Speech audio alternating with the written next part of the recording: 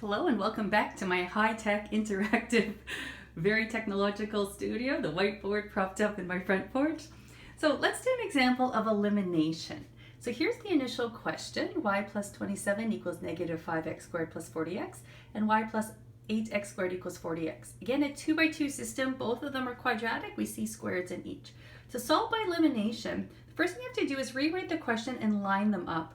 The order technically doesn't matter, but you need to line up the x squareds with the x squareds, the x's with the x, the y's with the y's, and the numbers. I like having the numbers on the right-hand side, but I guess you do need to line them up.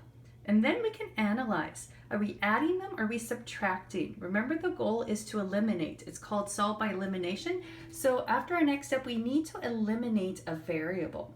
So this is actually a pretty easy one here. I am going to subtract. Remember last year from grade 10 math, if you have the same sign, then you subtract. And then if they were opposite signs, you would add. So this is nice because if I subtract, you can tell right now that we have two terms. Oh, I was planting my garden last night. You can see my dirty fingernails. Okay, I did wash, but that's my garden. So if we subtract, these will cancel and so will these. So it's quite nice. So 5x squared minus 8x squared gives us negative 3x squared. Minus 40x minus 40s cancels. Y minus y cancel. And minus 27 minus 0 just leaves us with negative 27. So that was quite nice. This canceled two variables at once. That doesn't always happen, but this one worked out well. Then I divided both sides by -1 just to make it a little bit easier. And then we divide by 3.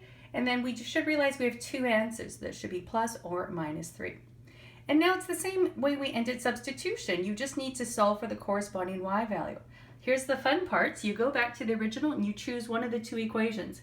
Neither one of them is easy. So you choose whichever one you think is easier to replace x values with and then solve for the corresponding y. So I chose the second equation down here. And because I'm solving for the corresponding y, I just rearranged it to isolate y just to make it easier for my solving. And then again, I ran out of room twice, but I did it twice.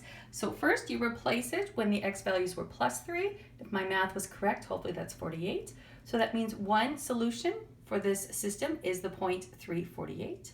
And then I went back to that starting equation again, but now I replace the x's with minus 3. And if I did my math correctly, that would be a negative 192. So my second solution is negative 3, negative 192. So there's two solutions for this. There's not always two. Remember, there could be two, there could be one, there could be none. If I'm giving you a long answer, there's going to be at least one. I wouldn't give you a long answer like this on your handed worth a lot of marks and have no solution. So yours will probably have one or two solutions.